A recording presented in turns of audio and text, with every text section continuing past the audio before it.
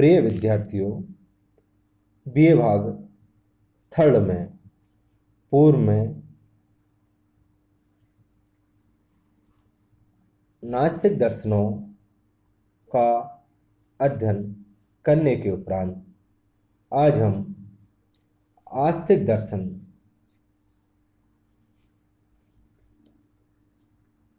के बारे में आस्तिक दर्शनों के अंतर्गत आने वाले दर्शनों के बारे में अध्ययन करेंगे। बीए भाग तृतीय के नियमित विद्यार्थियों का ऑनलाइन कक्षाओं में हार्दिक अभिनंदन, स्वागत। मैं महेश चंद्र मीना, सहआचार्य संस्कृत। न्याय दर्शन का संक्षिप्त परिचय। न्याय दर्शन वस्तुवादी दर्शन है। इसके प्रवर्तक महर्षि गौतम है। यह दर्शन 16 पदार्थ मानता है। वे ये हैं: प्रमाण, प्रमेय, संशय, प्रयोजन, दृष्टांत, सिद्धांत,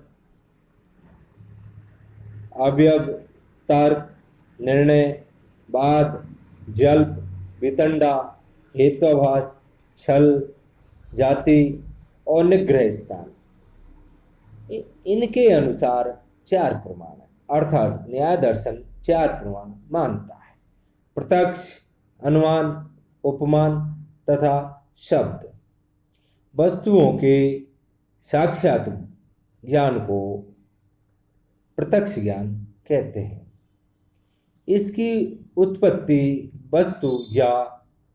वस्तु तथा ज्ञानेंद्रियों के संयोग से होती है। प्रत्यक्ष ज्ञान बाह्य तथा अंतर के भेद से 2 तरह का होता है।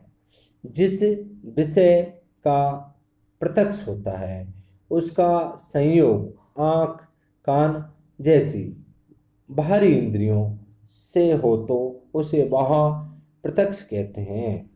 किंतु यदि केवल मन से संयोग हो तो उसे अंतर या मानस प्रत्यक्ष कहते हैं। अनुमान केवल इंद्रिय के द्वारा नहीं होता। यह किसी ऐसे लिंग या साधन के ज्ञान पर निर्भर करता है जिससे अनुमित वस्तु या साध्य का एक नियम संबंध रहता है। इस नियम या अव्यभिचारी संबंध को व्याप्ति कहते हैं। इस व्याप्ति के द्वारा उत्पन्न ज्ञान अनुमति कहलाता है। उपमान प्रमाण द्वारा संज्ञा तथा संगी के संबंध का ज्ञान होता है। सादृश्य ज्ञान के द्वारा जो संज्ञा और संगी का संबंध स्थापित होता है उससे जो ज्ञान उत्पन्न होता है उसे उपमिति कहते हैं। अर्थात विश्वास योग्य पुरुषों की उक्तियों से अज्ञात वस्तुओं के संबंध में जो ज्ञान प्राप्त होता है उसे शाब्द बोध कहते हैं। यहाँ शब्द ही प्रमाण है। न्यायिक इन 4 के अतिरिक्त और किसी प्रमाण को नहीं मानते। उनके अनुसार अन्य सभी प्रमाण इन्हीं 4 प्रमाणों के अंतर्गत है। न्याय दर्शन के अनुसार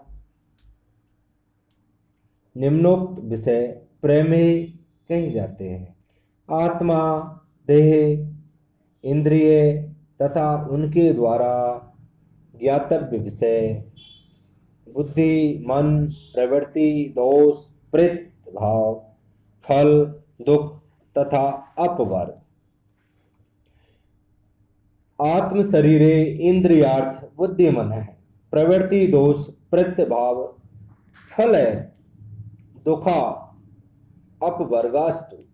प्रमेय 1/1 न्याय सूत्र में बताया गया। अन्याय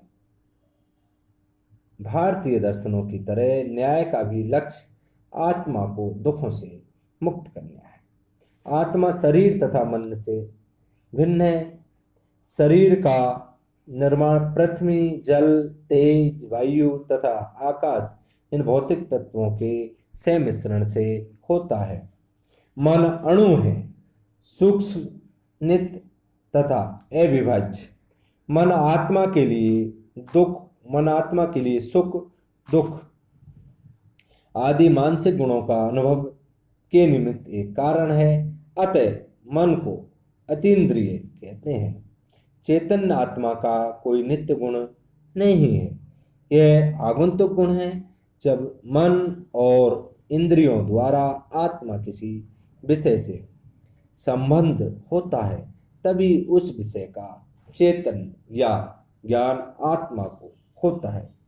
मुक्त होने पर आत्मा इन संपर्कों से रहित हो जाता है, ज्ञान भी लुप्त हो जाता है। मन परमाणु के सदृश सूक्ष्मतम है, किंतु आत्मा विभु, अमर तथा नित्य है। आत्मा की सांसारिक विषयों में आसक्त या उनसे अनासक्त होता है। यही विषयों से राग या द्वेष करता है। कभी कर्मों के अच्छे बुरे फलों का उपभोग इसी को करना पड़ता है। तत्व ज्ञान के द्वारा जब सभी दुखों का अंत हो जाता है तो मुक्ति प्राप्त होती है। इस अवस्था को अपवर्ग कहते हैं। कुछ दार्शनिक कहते हैं कि यह अवस्था आनंदमय होती है, किंतु न्यायिक इसे नहीं मानते। न्यायिक ईश्वर के अस्तित्व को मानते हैं। इनके अनुसार ईश्वर संसार के सृजन, पोषण तथा संहार कर आदि का निमित्त कारण है। धन्यवाद।